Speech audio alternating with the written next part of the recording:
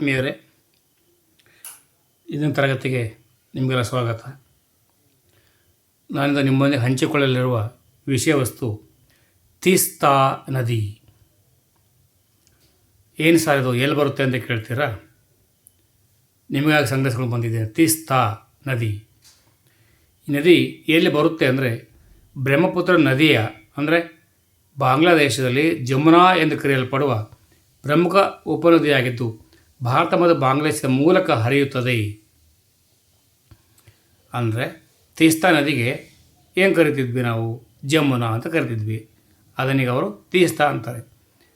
ಇದರ ಮೂಲ ನೋಡ್ಕೊಂಡು ಬರೋದಾದರೆ ಇದು ಭಾರತದ ಮೊದಲ ಸಿಕ್ಕಿಂನಲ್ಲಿರುವ ಸುಮಾರು 5280 ಮೀಟರ್ ಎತ್ತರದಲ್ಲಿರುವ ತ್ಸೋ-ಲಾಮೋ ಸರೋವರದಿಂದ ಹುಟ್ಟುತ್ತದೆ. ಯಾವುದು? ತ್ಸೋ-ಲಾಮೋ. ನಂತರ ಅದು ದಕ್ಷಿಣದ ಕಡೆಗೆ ಹರಿದು ಭಾರತದ ಪಶ್ಚಿಮ ಬಂಗಾಳದ ಡಾರ್ಜಿಲಿಂಗ್ನ ಪೂರ್ವ ಭಾಗದಲ್ಲಿರುವ ಶಿವಾಲಿಕ್ ಬೆಟ್ಟಗಳನ್ನು ಕತ್ತರಿಸಿ ಆದ್-ಈ ಕಮರಿಯನ್ನು ನಿರ್ಮಿಸುತ್ತದೆ. ಇದು ಆಗ್ನೇಯಕ್ಕೆ ತಿರುಗಿ ಸಿವೋ ಕೋಲಾ ಪಾಸ್ ಮೂಲಕ ಪಶ್ಚಿಮ ಬಂಗಾಳದ ಬಯಲು ಪ್ರದೇಶಕ್ಕೆ ಹರಿಯುತ್ತದೆ. ನಂತರ ಇದು ಬಾಂಗ್ಲಾದೇಶವನ್ನು ಪ್ರವೇಶಿಸುತ್ತದೆ. ಅಲ್ಲಿ ಅದು ಬ್ರಹ್ಮಪುತ್ರ ನದಿಯನ್ನು ಬಾಂಗ್ಲಾದೇಶದ ಜಮುನಾ ನದಿಯನ್ನು ಕರೆಯುತ್ತದೆ. ಬಾಂಗ್ಲಾದೇಶದ ಜಮುನಾ ನದಿಯನ್ನು ಕರೀತಾರೆ.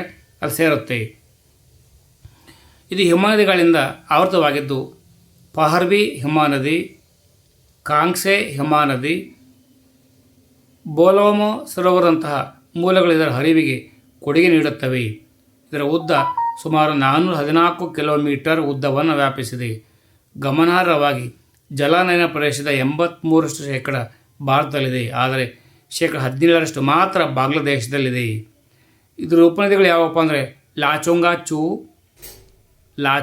ಚೂ, ದಿಕ್ಚು, ರಂಗ್ಪೋ ಚೂ ಸೇರಿವೆ.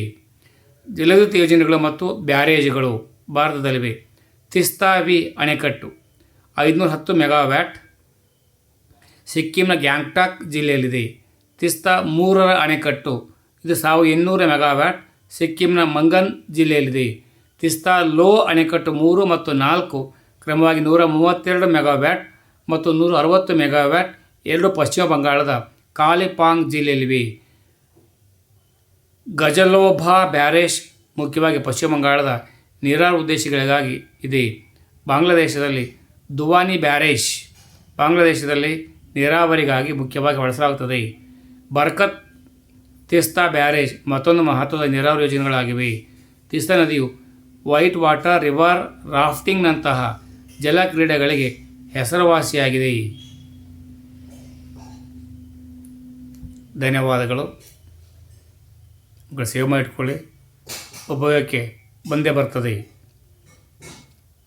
ಆಗ ಬಳಸಲಿಕ್ಕೆ ಬರ್ತದೆ. ಸರ್ವೇ ಜನೋ ಸುಖಿನೋ ಭವಂತು.